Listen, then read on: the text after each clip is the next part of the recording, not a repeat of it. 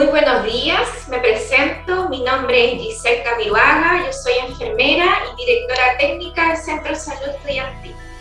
Les doy una cordial bienvenida a todas y a todos los que están conectados esta mañana para tocar un tema súper importante, el área dental, que es el rol docente en la pesquisa precoz de malos hábitos saludables. ¿Ya? Les dejo invitado a todos los talleres que vamos a tener esta semana. Ya todos los días vamos a tener diferentes talleres, ¿ya? Para que se puedan conectar.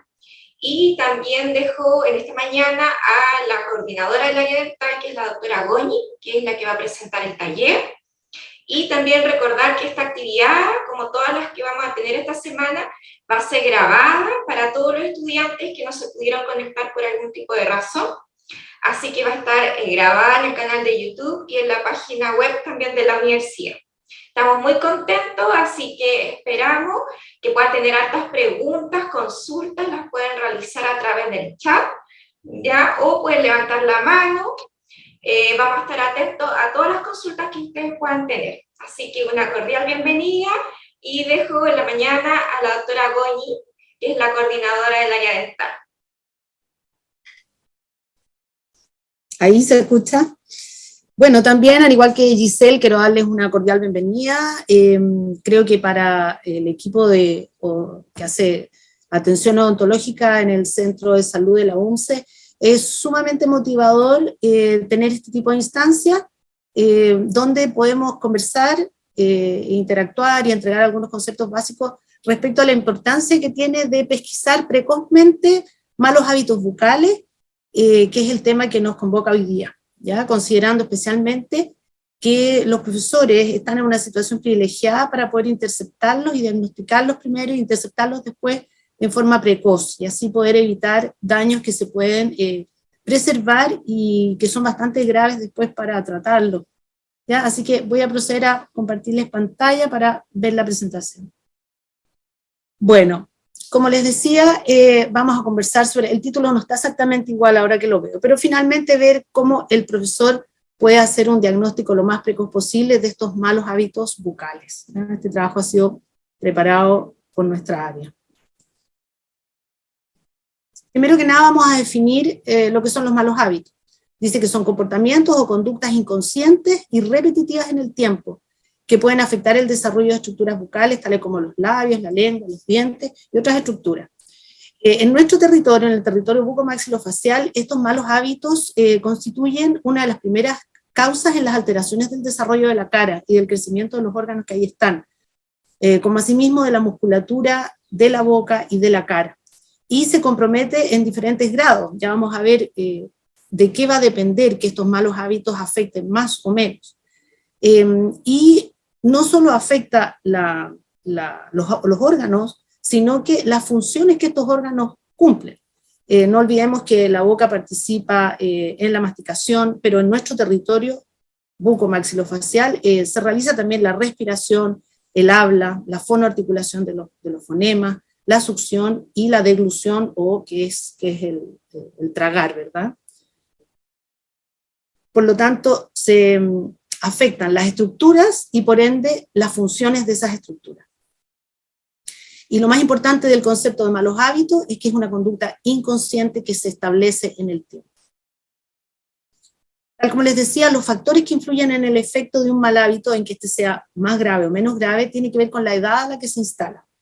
Si hay un mal hábito que se instala muy precozmente en la etapa preescolar, va a ser muy difícil de eliminarlo después. Lo mismo el tiempo que lleva instalado. Si yo hago un diagnóstico precoz, como es lo que pretendemos que ustedes queden capacitados, es más fácil revertir el daño y interceptar las alteraciones que se van a producir. En cambio, si ya lleva muchos años instalado, como es el caso, por ejemplo, de niños que toman biberón o mamadera hasta muy grandes, estamos hablando de 4 o 5 años, por supuesto que el daño va a ser mucho más irreversible.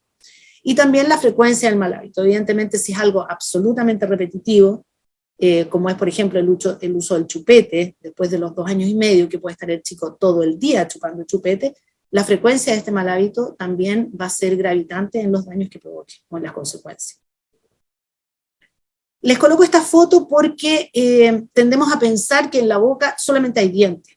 Sin embargo, esta es una foto que nos muestra la complejidad de lo que se llama el sistema estomatognático, o sea, hay músculos, hay tejidos blandos y duros, huesos, cartílagos, articulaciones, músculos, están las glándulas salivales acá, que secretan saliva, que es fundamental para el habla y para la masticación y para la buena alimentación y nutrición. Están los dientes, obviamente, hay ligamentos, entonces, y está este huesito de aquí abajo, que es el hueso hyoides, que es un hueso que no articula con nada, sino es un hueso que está como flotando en esta zona de la garganta. Y es un hueso que también se afecta mucho cuando grupos de músculos se tensan en condiciones que no son fisiológicas. Entonces, esta foto la coloco básicamente para que veamos que estamos trabajando en un sistema complejo, pero además muy interrelacionado. Si fallan los dientes, falla la lengua, si falla la lengua, fallan los dientes, muy interrelacionado. Podemos ver que gran parte de estos hábitos se instalan muy tempranamente en la vida de los seres humanos, que es lo que estábamos conversando, ¿verdad? En la etapa del lactante, yo diría que hasta la etapa del lactante, algunas de estas situaciones, como es la succión, por ejemplo, son de orden más bien fisiológico, pero ya pasado la lactancia, en los niños preescolares, y preadolescentes y adolescentes, es cuando ya se instalan en forma mucho más frecuente. Y aquí vemos en la foto una parvularia tratando con niños más pequeñitos y después una profesora con niños más bien preadolescentes. Entonces, por eso es que consideramos que es tan importante que los educadores, las parvularias, los docentes, puedan conocer estos malos hábitos. Incluso pueden ser quizás los primeros en diagnosticarlo, quizás antes del equipo de salud, quizás antes de los papás, etc. Entonces, por eso que consideramos que es tan importante, porque se puede hacer un diagnóstico precoz que va a significar un tratamiento más corto y quizás solamente interceptar el mal hábito que se acaba de pesquisar. Voy a mencionarle algunos de los que voy a hablar, son los más frecuentes, y no están después relatados en el mismo orden, pero básicamente, la succión tiene que ver con el chupar, ¿verdad? Chupar chupete, chuparse el dedo, chupar mamadera, o sea, tomar, ingerir la leche o las aguas en mamadera y no en vaso, y también succionarse o chuparse el labio inferior, que es algo que vemos bastante frecuente.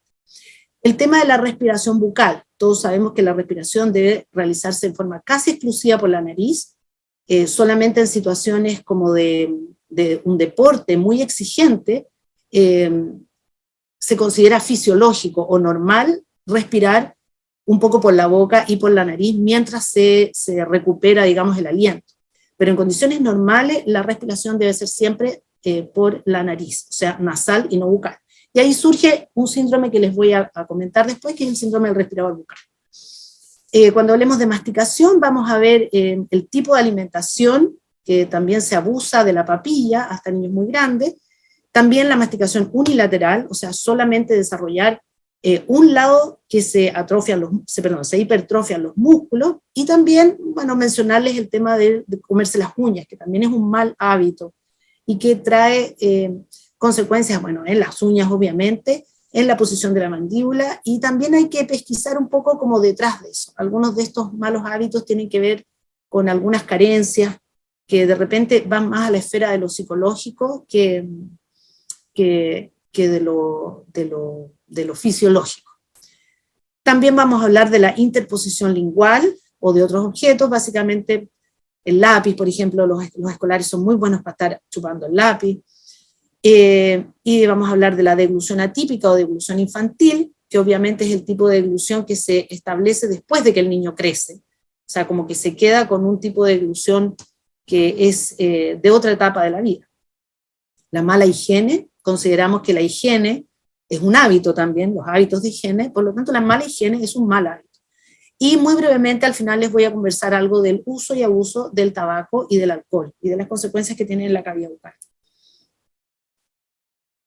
Vamos a hablar de la succión, y vamos a decir que en las etapas tempranas del crecimiento y desarrollo, la succión no solo es un instinto básico para la preservación de la vida, ¿verdad? Sino es lo que nos permite, o sea, no solo no es un mal hábito, sino que es un excelente hábito y un instinto que nos permite subsistir. La succión del pecho materno en una lactancia materna es una conducta fisiológica, normal, deseada y muy buena, que estimula el adelantamiento de la mandíbula y, como dice acá, el crecimiento fisiológico de la cara, de los huesos maxilares y de los músculos que rodean la cara. Cuando la guagua toma el pecho materno, produce un adelantamiento de la mandíbula.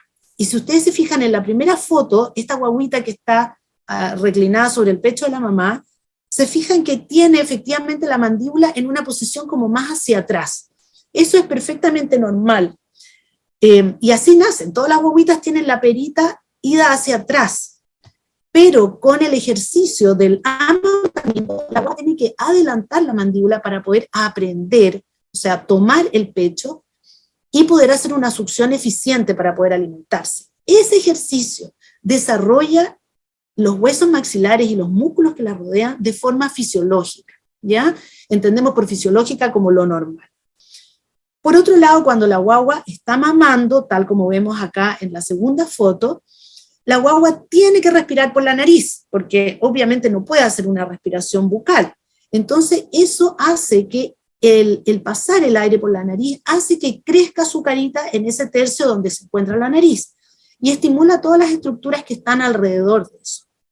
Ya la lactancia materna tiene, por otro lado, muchísimos beneficios en términos de anticuerpos, de vitamina, de contacto personal con la mamá, de hacer ese link estrecho. Así que por donde se mire la lactancia materna, y ojalá exclusiva hasta los 6 meses, y ojalá incorporando alguna comida después de los 6 meses, por lo menos hasta los 8 meses, es lo que está diseñado para que sea lo óptimo. Evidentemente hay situaciones en las cuales debe ser reemplazado el pecho, pero idealmente hasta los 8 meses favorece las condiciones para un crecimiento normal. Vamos a hablar que el uso del chupete, ya sea de la mamadera o el chupete que uno compra en la farmacia para mantener la guaguita ahí más o menos tranquila entre papa y papa, también es favorable, ¿ya? Los chupetes antiguamente tenían cualquier forma, sin embargo ahora hay marcas muy especializadas que tienen chupetes que tienen una forma tal que estimula el crecimiento. Por lo tanto, en una primera etapa, el chupete no solo no es nocivo, sino que puede ser favorable, ¿ya? Por lo tanto, las primeras etapas, tal como dice aquí, no constituye un mal hábito. Sin embargo, vemos a este niñito que debe tener por sus dientes por lo menos unos 2 años y medio, 3 años. Este chiquitito tiene ya todos sus dientes de leche en boca. La dentición de leche comienza a los 6 meses y se completa a los 2 años y medio. Por lo tanto, cuando ya existen dientes en boca sobre los 2 años, debemos suprimir el biberón y suprimir el chupete. Esa es la indicación, ¿ya? Vamos a ver en las próximas diapositivas. Este chico está en una situación de sus dientes normales, ¿ya? Sin embargo, acá vemos a este niñito que, bueno, puede tener unos 4 años quizá, en que está con su chupete puesto. Entonces dice que la succión del chupete o la mamadera, más allá de los 2 años y medio, cuando ya dijimos que ya están todos los dientes de leche instalados en la boca, ocasiona un crecimiento alterado de los maxilares y de la posición dentaria. Ya este cuadro, que es el que aparece acá como consecuencia del uso reiterado del chupete, es una anomalía dentomaxilar y se denomina mordida abierta anterior. Por razones obvias, si ustedes ven la foto, vemos que el chico contacta desde los caninos hacia atrás sin ningún problema a ambos lados, pero cuando él cierra la parte de las muelitas, le queda todo el sector anterior separado, y eso claramente es porque está el chupete interpuesto. Ahora, cuando hablamos de mordida abierta anterior, no solo hablamos de que los dientes están en una posición alterada, tal como aparece acá, que no logran cerrar, ¿verdad?, los dientes anteriores, sino que las bases maxilares, el maxilar viene acá y sube y vuelve a bajar. Entonces, es una alteración que es preocupante, que en las primeras etapas, cuando esto existe, basta solo con retirar el chupete para que los dientes vuelvan a lograr cerrarse. Obviamente en situaciones más graves, no basta solo eliminar el chupete y debe hacerse algún tratamiento de ortopedia o de ortodoncia. Ahí vemos el espacio justo que deja el chupete. Les voy a dar algunos tips, ¿ya? Aquí la experiencia puede ser variada, pero algunas maneras que tenemos para ir tratando de retirar el chupete y la mamadera son ir cambiándolas por un vaso de entrenamiento. Después les voy a mostrar algunas fotografías para que ustedes vayan viendo con dibujos a qué me refiero. Pero este vaso de entrenamiento es un vaso que tiene 2 asas y cambia el chupete por una boquilla. Ya, bueno, también suspender de a poco la mamadera. La mamadera es algo que se puede suspender de a poco, porque podríamos dejar con un vaso de entrenamiento durante el día y en la mamadera de la noche solamente utilizarla. Lo mismo, sacar el chupete de día y en la noche dejar el chupete. Otra opción es definitivamente eliminar el chupete de un minuto para otro. ¿Ya? Hay educadoras, hay los padres, a veces les cuentan algunas historias medias fantásticas a los niños, que ellos como que se involucran en la historia y les cuesta menos despegarse de este chupete, ¿ya? Una vez que uno ha decidido eliminar el hábito del chupete, tiene que ser firme y mantener la decisión. Es como lo mismo cuando los papás o las educadoras deciden sacar los pañales. O sea, se sacan los pañales y se sacan los pañales. No se vuelve a entregar los pañales, no se vuelve a entregar el chupete. Ya lo ideal es hacer quizás un rito y entregarlo, o ahí usar el ingenio para poder deshacerse del chupete, porque si no, no se logra evitar el uso del chupete. Los niños lloran, lo piden, y muchos padres o muchos educadores como que vuelven y ceden ante esa presión del niño. En este caso, es sumamente importante considerar que cuando los niños están más grandes y chupan chupete, manipulan mucho más fácil, ya que un niño más pequeño. Por lo tanto, si chupa chupete y ya es más grande y tiene mucha más conciencia, va a costar más retirar el uso del chupete. Mientras antes se empieza a retirar la mamadera, tanto mejor, ¿ya? Otra cosa que también se utiliza son al chupete, hacerle por ejemplo, al chupete de la mamadera, hacerle algún hoyito un poco más grande. Y con esto el pequeño va a tomar la mamadera y sin necesidad de succionar va a empezar a escurrir la leche. Por lo tanto, se va a producir una situación de menos comodidad, de menos confort, y pudiera ser que pudiera empezar a rechazar la mamadera. Y también vaso y bombilla.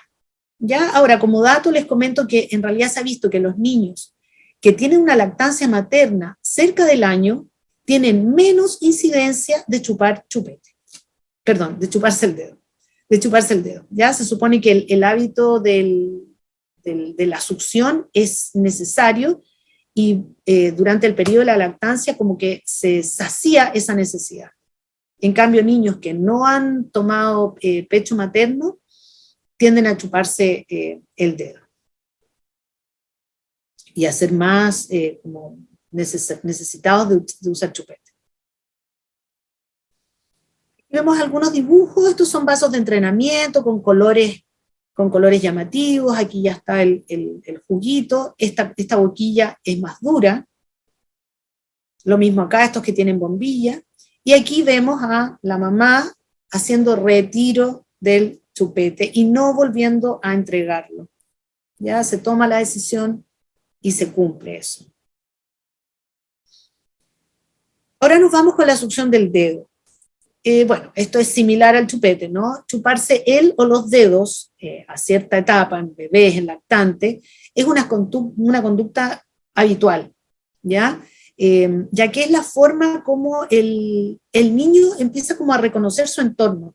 Los niños, en la boca hay muchísimos receptores propioceptivos, o sea, de sensibilidad, que cuando uno les pasa algo a las guaguas, siempre se lo llevan a la boca, porque es su manera de reconocerlo, de ver las texturas, etc.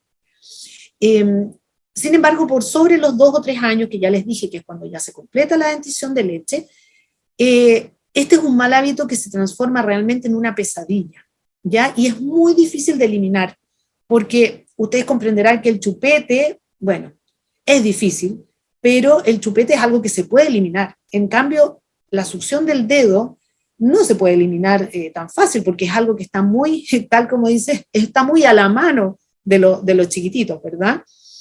Y este mal hábito genera grandes y graves alteraciones, como les mostré en la anterior, en la mordida abierta, y en el caso, bueno, con compromiso de los dientes, de los huesos maxilares, de la musculatura, y en el caso del dedo, hay niños que se chupan el dedo, después les voy a mostrar una foto, pero con el pulgar pegado al paladar, lo que genera muy poco crecimiento del paladar en el sentido transversal y sí un crecimiento como de profundidad del paladar, ¿ya? Y también hay otros niños que se introducen todo el dedo hasta la parte de atrás del dedo gordo, generando no solo alteraciones en la parte anterior, sino que también lateral. Aquí vemos unas fotos muy tiernas de estas guaguitas que están chupándose el dedo. Acá la segunda, no sé si está chupando el pañal, pero, y aquí se está chupando la patita. O sea, vemos que realmente los chiquititos a esta edad es totalmente normal que se chupen, porque es parte de su desarrollo. En cambio acá ya vemos niños más grandes, ¿no? Una niñita que debe tener por lo menos unos 5 años y se pone el pulgar metido hacia adentro del paladar. Aquí está durmiendo, chupándose el dedo, y aquí también está durmiendo, chupándose el dedo. O sea, esta es una situación que debemos interceptar y detener.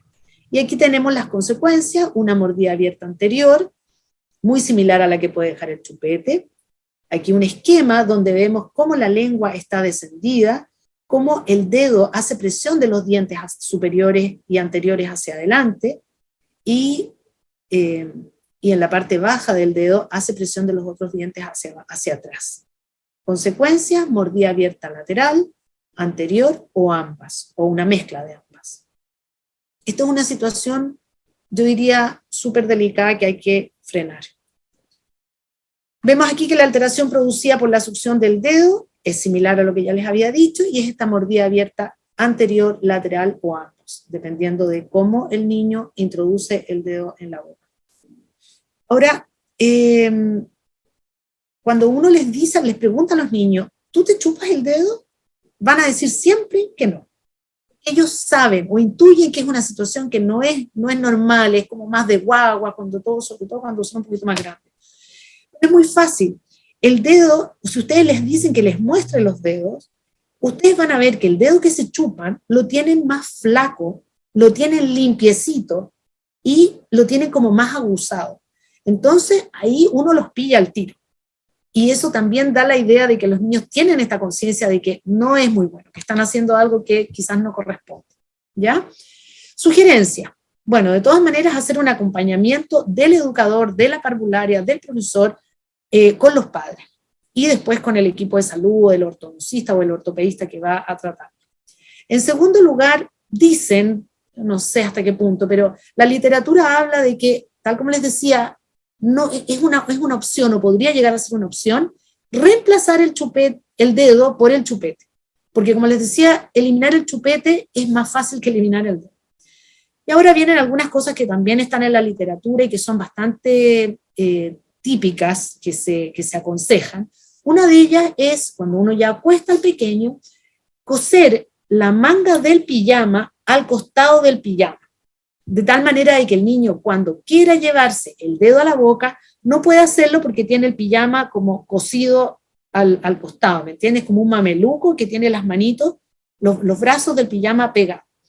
Obviamente hay situaciones, los pijamas de verano son muy chiquititos, muy livianitos, así que bueno, pero son recursos que tengo que mencionar. También se habló por mucho tiempo, y yo creo que todavía hay gente que lo promueve, es sencillamente untar el dedo del niño, el que se chupa habitualmente, en alguna sustancia amarga. Se hablaba del natre, pero pues, hay otras sustancias que también son amargas o picantes, que en el fondo que no le produzcan placer, y que él haga consciente, porque como habíamos hablado, los malos hábitos son inconscientes. Si él se lleva el dedo a la boca en forma inconsciente, cuando sienta el mal sabor en el dedo, va a reaccionar y va a darse cuenta de lo que está haciendo. También se usan unas rejillas labiales, que ya son unos aparatos de tipo ortopédico, se los voy a mostrar también. Reeducación muscular, hay algunos ejercicios que se pueden hacer para evitar esto. También se habla de mioterapia, que es la estimulación de algunos músculos para fortalecer esos músculos que han quedado como en desuso, porque hay otros que tomaron el control. Y también dar algún incentivo. Obviamente cuando un niño es capaz de dejar de chuparse el dedo, hay que hacerle refuerzo positivo de alguna manera. Aquí vemos estos aditamentos. Esta es una especie de guante que se hace para que el niño, en vez de sentir el placer de chuparse el dedo, sienta la tela y no su piel. Estos son unas especies de coderas que también limitan el movimiento. Ahora, esto estamos hablando que se pueden usar de día, pero en realidad es de noche, porque como les digo es algo bien inconsciente. Entonces durante las noches los niños semidespiertan y en vez del chupete agarran el dedito y se lo chupan. Y abajo vemos una foto donde se ven esta especie de rejilla que se afirma en algunos dientes atrás a través de bandas, y tiene estos aditamentos que obviamente evitan que el niño se chupe el dedo, porque no se lo puede chupar. Ya hay una situación física que evita que él se pueda chupar el dedo. Estos son casos bien extremos donde realmente las alteraciones que se están produciendo son enormes. Lo siguiente es la interposición o succión labial, ¿ya? Es del labio inferior. Aquí vemos, como en la foto, esta niñita tiene por alguna razón los dientes de adelante un poquito más, o sea, bastante más protruidos, vale decir, como proyectados hacia adelante. Y muchas veces esta situación clínica tiene que ver con que la chiquitita se chupa el labio inferior, que es la primera foto que vemos, ¿verdad? Es un mal hábito. También habla de niños que pueden tener algún tipo de ansiedad, que son más nerviosos, y provoca también alteraciones de la mordida y de la parte muscular, como son la inclinación de los dientes superiores hacia afuera, ¿ya? Los dientes tienden a irse hacia afuera, porque obviamente tienen el labio metido entre medio.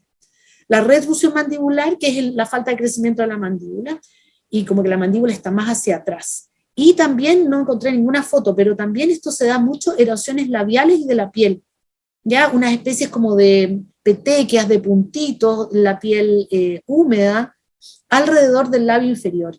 Muchas veces los papás consultan al pediatra por este tipo de alteraciones de la piel, y el pediatra tiene que derivarlo al dentista, porque finalmente el origen de eso es dental, y la consecuencia está en la región de la piel bajo el labio inferior.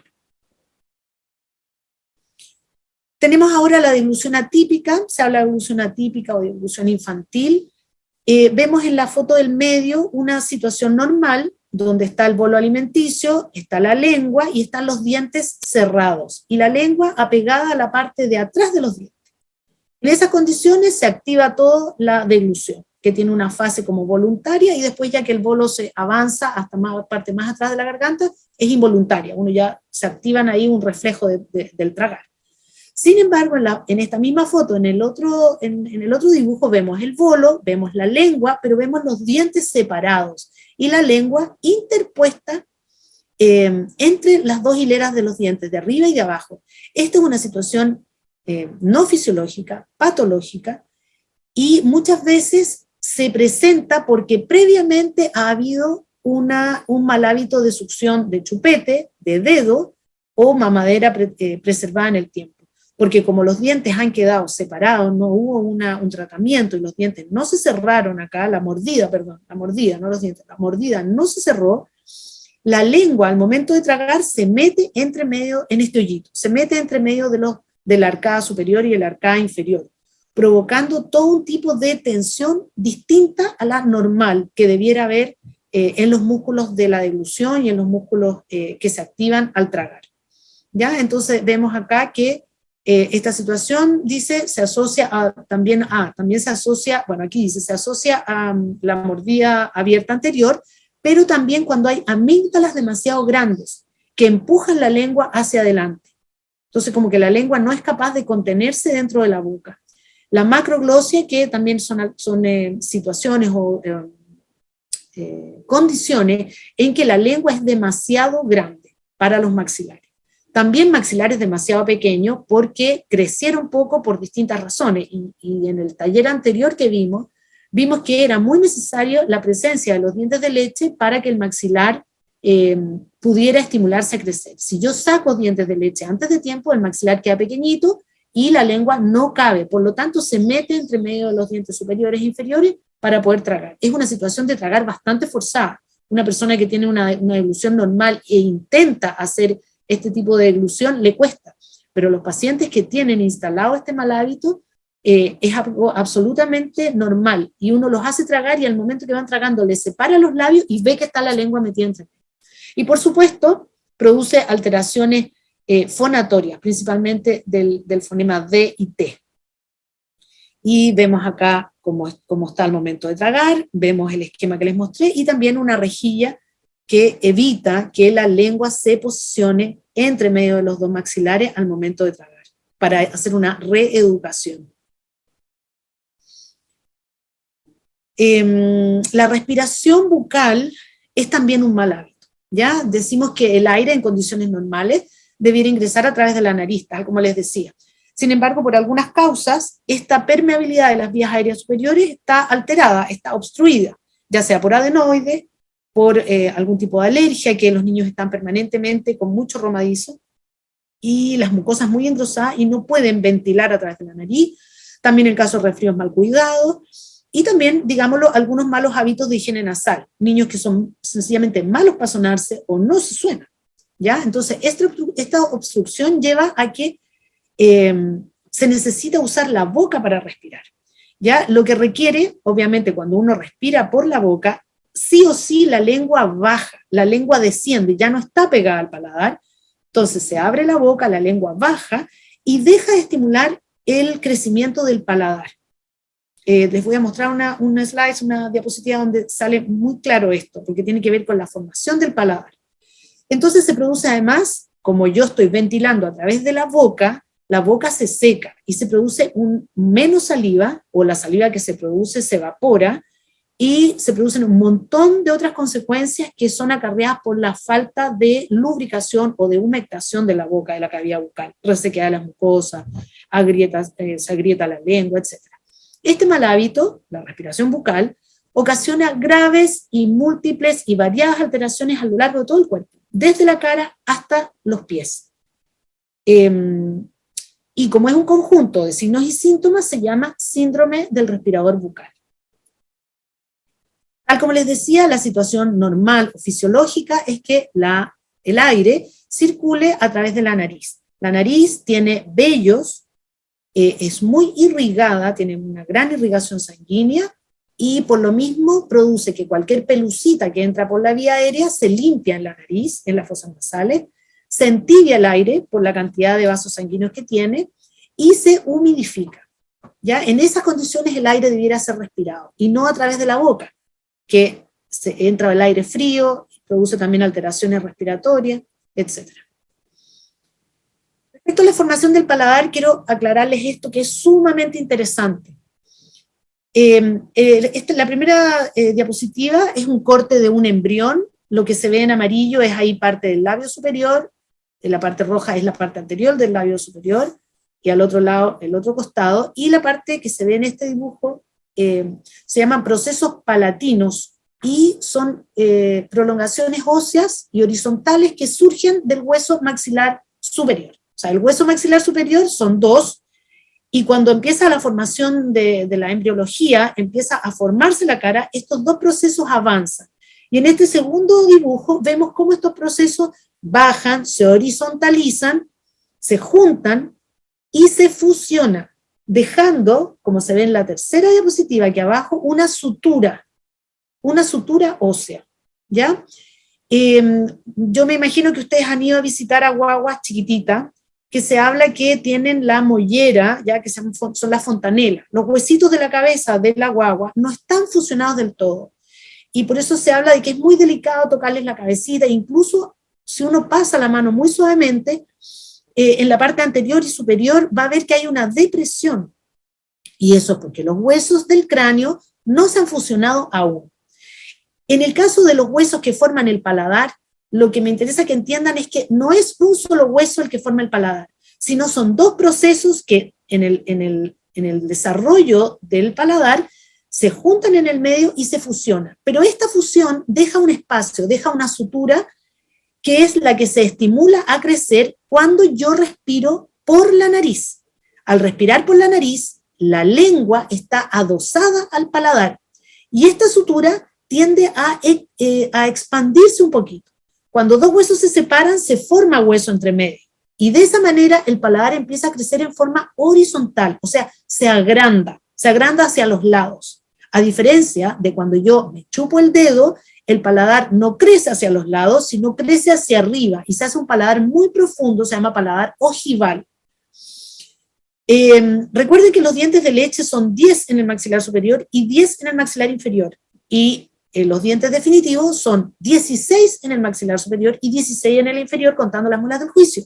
Por lo tanto, lo que tiene que crecer el maxilar desde alojar dientes de leche, que son chiquititos y que son 10, hasta alojar dientes definitivos, que son 16 arriba, y dientes mucho más grandes, el paladar tiene que crecer mucho.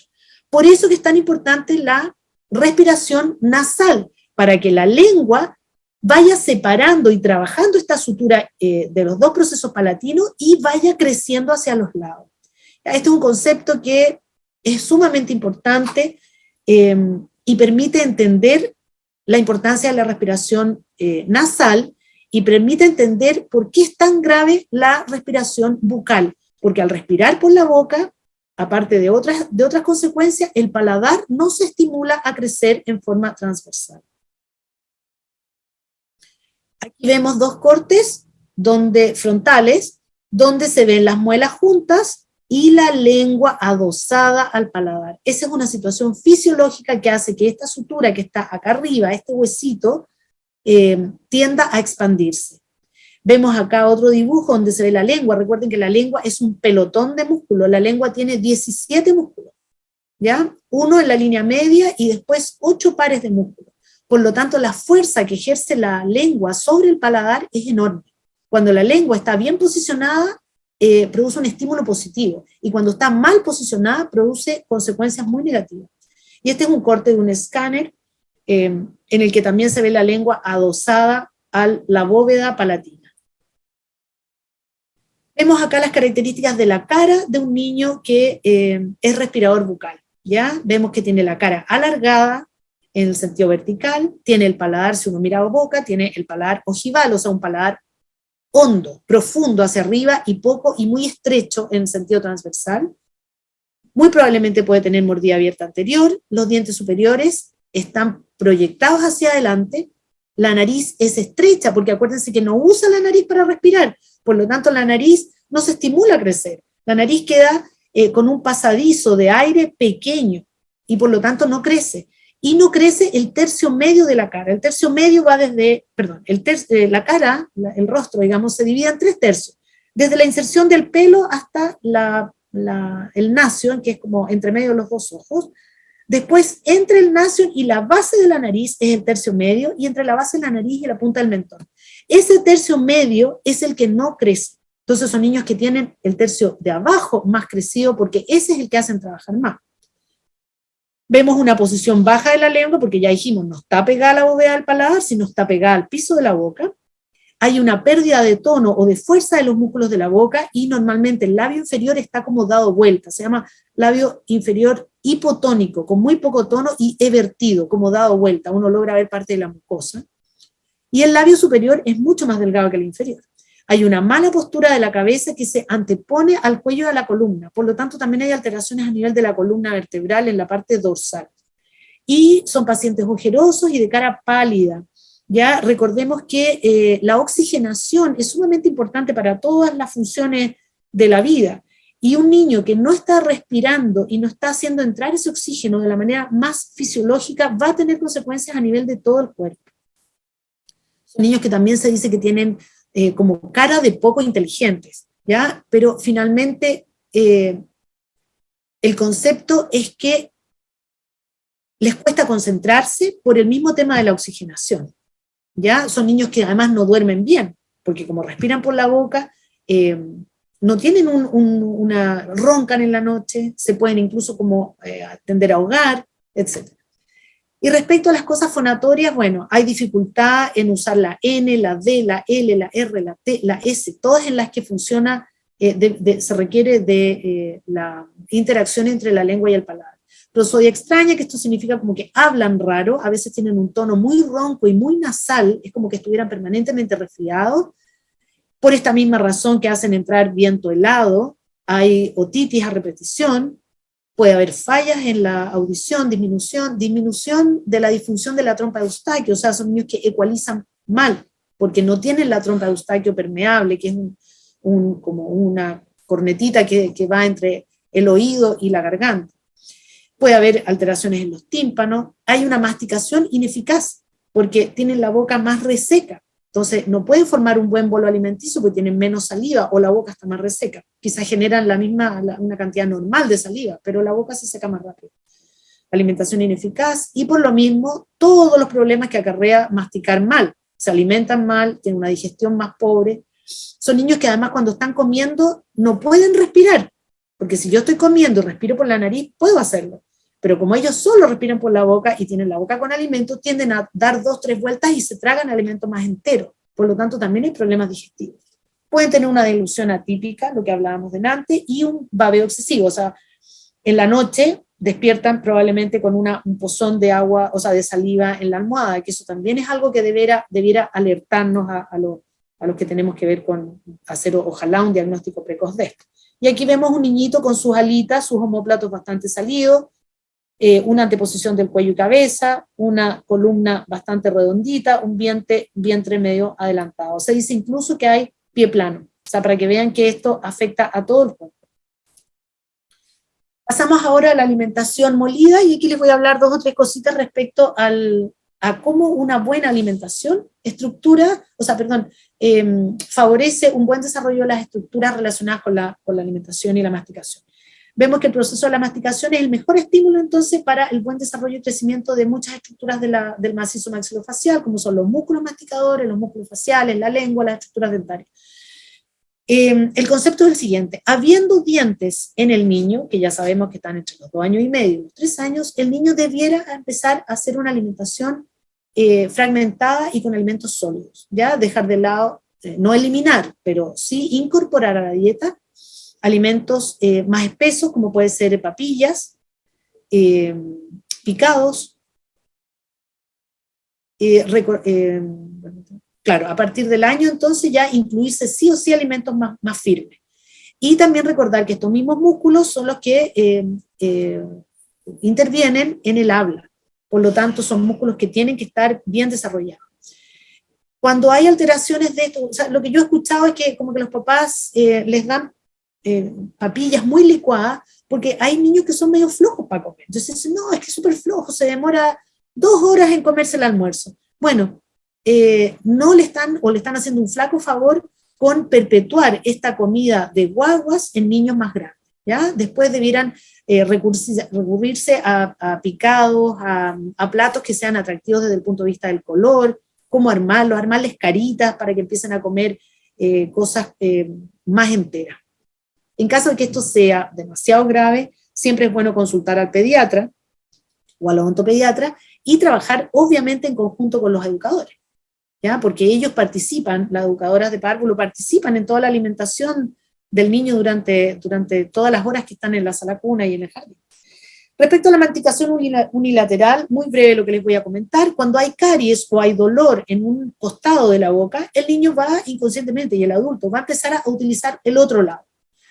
Y eso va a generar que va a haber un crecimiento asincrónico o más crecimiento en un lado que en el otro de la cara. Y eso puede llegar a ser bastante notorio incluso. En ese caso hay que, obviamente, hacer toda la operatoria, todas las restauraciones que sean necesarias en el lado que hay dolor, para que el niño vuelva a comer por ambos lados y no tenga como un lado regalón, donde siempre se lleva el alimento. Y el otro concepto que les quería comentar es el del síndrome del biberón, porque tiene que ver con la alimentación, ¿ya? Y es la mala costumbre, el mal hábito, más que de los niños, obviamente de los padres, que cometen el error porque encuentran allí en el biberón de la noche, biberón con azúcar, una herramienta para que el niño se quede dormido con una sensación grata.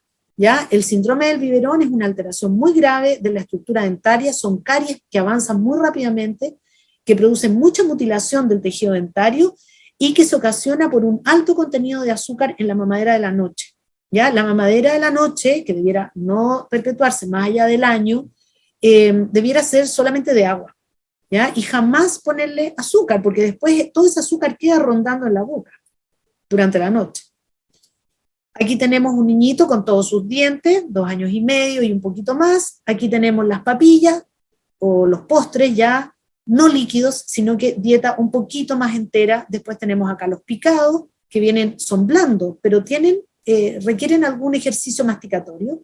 Y lo mismo acá, como yo les decía, tratar de presentar los platos de alguna manera como atractiva, para que se entusiasmen a ir comiendo, masticando y no sean flojitos, ¿ya? Y aquí tenemos una foto dramática, para mi gusto, de lo que es el síndrome del biberón. Vemos acá un chico con su biberón y caries graves en los dientes superiores y anteriores. Esta foto la encuentro muy, muy decidora, porque si ustedes se fijan en los dientes de arriba, justamente donde está la mayor concentración de azúcar durante la noche, tenemos un daño enorme, y los dientes de abajo tienen poco daño. Esto es una clásica foto del síndrome del biberón. Aquí una mutilación absoluta de los dientes de leche, caries tremendas, y aquí estos dientes de abajo, donde no llega tanto el azúcar, en mejores condiciones. Lo mismo aquí en la foto del esquema. Eso es muy clásico. Ver un niño así hace pensar, obliga a pensar en que hay un síndrome del biberón, o sea, biberón nocturno azucarado. La mala higiene bucal también es un mal hábito. Vamos a hablar en positivo y vamos a decir que un buen cepillado de los dientes de la boca es algo absolutamente favorable. Llevar al niño al odontólogo cuando los padres asistan es una buena costumbre también para familiarizarlo con la atención dental y con el aseo y el cepillado en casa. Llevar al niño al odontopediatra después de los 3 años de vida más o menos también es bueno, porque le van a hacer estas especies de, como se llaman citas de manejo, atenciones de manejo, donde en realidad no le hacen ninguna intervención mayor, pero sí lo familiarizan, le muestran el cepillo, le pasan un sticker cuando se van, etc. Lo que se dice acá es que el cepillado debe ser siempre supervisado por el adulto, ¿ya? Porque incluso niños más grandes se hacen una pasada muy somera y están haciendo un mal cepillado. Cumplen con que les queda la boca fresquita, olor a menta, pero realmente es un mal cepillado. Y vemos acá entonces que debe ser supervisado en una edad relativa. Ahora, se sugiere el uso de cepillos que sean atractivos para que los use el niño, ya no cepillos fome, ahí les voy a mostrar una foto. Y también tener un segundo cepillo para ser usado por los padres. O sea, el niño adquiere el buen hábito del cepillado con un cepillo que sea atractivo para él. Y cuando es pequeño, no importa que no se cepille tan bien, porque la mamá, el papá, la educadora, la persona a cargo, va a hacer el cepillado que va a ser el cepillado eficiente. Estamos hablando de niños pequeños, ¿verdad? Después la responsabilidad es de ellos. El cepillado debe ser realizado con agua y un poquito de pasta de dientes. Recuerden que la pasta de dientes de los niños es muy rica, es muy como dulce, tiene como sabor a chicle, es bien, bien agradable. Por lo tanto, los niños tienden a echarle mucha pasta. Entonces, una pizca de pasta, una para que no se la traguen, no se enfermen de la guata, y 2 para que no se queden con la sensación fresca y agradable sin haber hecho un buen cepillado. Entonces, siempre se recomienda una pizca de pasta de niños, porque además la pasta de adultos a los niños les pica demasiado, por lo tanto no van a querer usarla. Vemos acá un niñito usando un cepillo que en realidad es un cepillo más bien de adulto, pero acá tenemos cepillos con cabeza pequeña y estos manguitos con el Tommy Jerry, etc. Estos que son también súper atractivos, que tienen unos chupones aquí abajo y se pegan al vanitorio. Eso es algo que los ayuda y los incentiva. Respecto al uso del tabaco, creo que es redundante decir que el tabaco tiene sustancias absolutamente nocivas para la salud. Es adictivo, por lo demás la nicotina es adictiva y atrapa a la persona en un muy mal hábito, ¿ya? Y tiene consecuencias para toda la salud, básicamente efectos respiratorios, etc. Pero a nivel de la boca hay graves consecuencias. Una de ellas es la halitosis, vale decir el mal aliento, ¿ya? La irritación y sequedad de las mucosas y de las vías respiratorias, porque hay menos secreción de saliva. Un posible desarrollo de un cáncer oral. Se ha visto que el cáncer oral en pacientes fumadores es bastante superior al cáncer oral en pacientes que no fuman. También, bueno, ¿para qué decirle el cáncer oral en pacientes que en otras culturas mastican el tabaco? Eso produce, o las hojas de betel también, que realmente provocan un cáncer, úlceras enormes en la boca que no sanan y que son cáncer. Tinciones del esmalte dentario, obviamente esto corre también para el té, para el café, la Coca-Cola, tiñe los dientes, tiñe el esmalte dentario. Aumenta el depósito de sarro, porque al estar el diente teñido, su superficie ya no es especular, no es como un espejo tersa, donde la placa bacteriana se adhiere con más dificultad. Aquí ya hay una superficie más rugosa que favorece el depósito de tártaro y sarro. Y también el uso del tabaco altera el gusto y altera el olfato. Se dice que los pacientes que fuman le echan más sal también a la comida, con el daño, digamos, para el funcionamiento renal que eso puede ocasionar, porque tienden a perder la eficacia de sus otros sentidos, el olfato y el gusto. Y también periodontitis, que es una enfermedad que la conversamos en alguna ocasión en otro taller, una enfermedad grave en la cual hay gran pérdida de tejido óseo que afirma los dientes y los dientes terminan cayéndose, soltándose y cayéndose. Respecto al alcohol, una de las consecuencias más importantes a nivel de la boca es disminuye la producción de saliva, lo que ocasiona una deshidratación de la mucosa y por ende se acumula más placa bacteriana, porque acuérdense que la saliva de alguna manera va lavando la boca. Aquí hay más placa bacteriana, por lo tanto, hay más caries, hay alteraciones de la encía, aumenta el cáncer oral también, la boca está permanentemente seca e irritada, y también un paciente que bebe en exceso se asume como que es un paciente que puede tener un bajo nivel de higiene bucal y poco compromiso con sus controles dentales. Ya un paciente como un poco más dejado. Las sugerencias, obviamente, a ver con responsabilidad y moderación. En este caso, también lo quise poner por el tema de que hay profesores que tienen contacto y tienen muy buena relación con sus alumnos de enseñanza media, ¿ya? Donde esto se manifiesta un poco más. Y quizás lo invitan a alguna fiesta, lo invitan a compartir, y ese profesor puede hacer quizás un diagnóstico, o al menos parar las antenas respecto al uso excesivo y abusivo del alcohol. Beber mucha agua, cumplir con hacer un aseo prolijo, y obviamente el compromiso de agendar controles periódicos con el dentista. Y esto también está puesto en el caso que sean adicciones de muy difícil trabajo, acudir al especialista psiquiatra que los ayude a eso, a hacer salir de esa adicción perniciosa. Aquí tenemos algunas teñiduras por cigarro, se fijan, por delante, por detrás, y aquí alteraciones de la encía, pérdida de hueso, ya sabemos, este es un cuadro que lo vimos en el otro taller, una periodontitis avanzada, donde como el cigarro, al igual que en el corazón, produce una vasoconstricción, las encías pueden verse no tan rojas como se ven acá. Por ejemplo, aquí atrás no se ven tan rojas, aquí es como dramático, pero aquí no se ven tan rojas. Sin embargo, la pérdida de hueso pasa más inadvertida, porque la encía está como más exangüe, con menos sangre, por lo tanto se defiende peor y rápidamente se produce pérdida de hueso.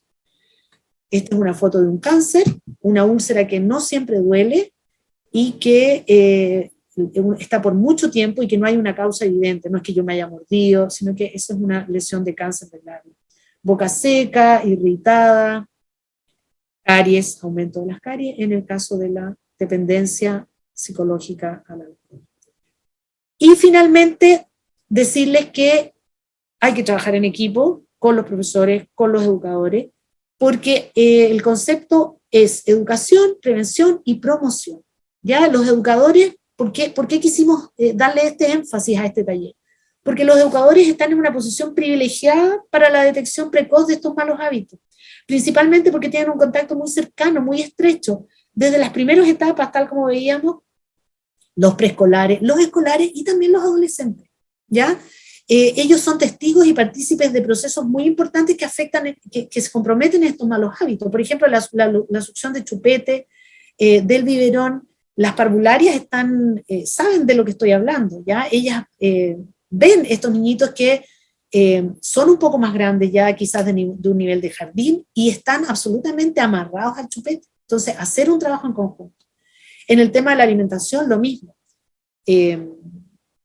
Ayudarlos a ir pasando de esta dieta muy molida a una dieta atractiva y más fragmentada. Estoy pensando en los profesores de diferencial que tienen, no necesariamente que tengan la mención, pero que sí tienen conocimiento respecto a alteraciones del habla. También ver por qué no puede pronunciar la R, no puede pronunciar la D, o porque habla así, si sea. Quizás hay alguna interposición lingual que ellos pudieran levantar la alerta. También ver a los niños en tiempos de reposo y de siesta, y cuando los chicos están durmiendo quizás van a ver que duermen, que roncan, y que duermen con la boca abierta, ¿ya? Respirador bucal. En los tiempos de esparcimiento y socialización también, quizás levantar alguna alerta sobre algún consumo abusivo de alcohol.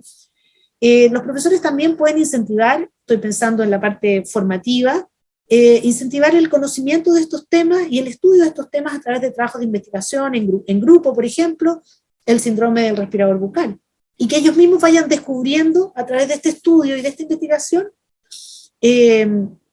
cuál es la situación de normalidad y cuál es la situación de patología o situación patológica. Y también porque consideramos que los profesores siempre han sido factores multiplicadores de conocimiento, por lo tanto saben para ellos y saben para sus estudiantes, y a su vez esos estudiantes multiplican el conocimiento a otros estudiantes el día de mañana, o llevan esos conocimientos a la casa, al sobrinito.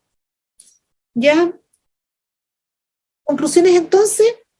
Para saber detectar necesitamos conocer, ¿ya? Conocer para poder detectar y para poder interceptar.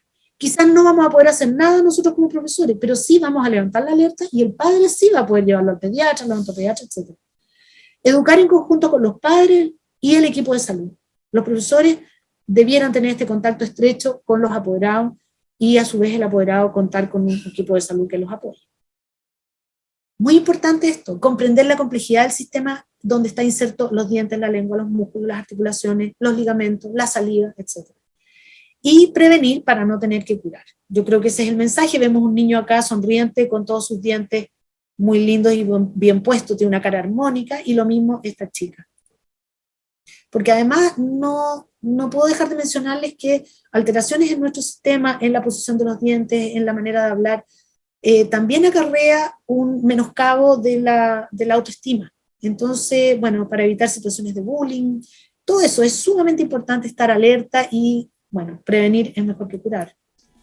Así que eso, con eso finalizo, y quiero darles las gracias, principalmente por la oportunidad de poder tocar estos temas que me parecen de tremenda relevancia. Así que espero que haya sido de utilidad, y bueno, cualquier duda pueden dirigirla al área dental o a través de la enfermera. Así que muchísimas gracias. Gracias, doctora. Es todo muy clarito, y bueno, comentar de nuevo, en cualquier consulta o duda está el correo de emergenciasalud@unce.cl, ¿ya? Y bueno, y recordar los talleres que vamos a tener esta semana, que todos los días te vamos a tener diferentes talleres por las diferentes áreas. Así que muchas gracias. Saludos. Chao, Giselle, saludos a todos. Gracias. Gracias.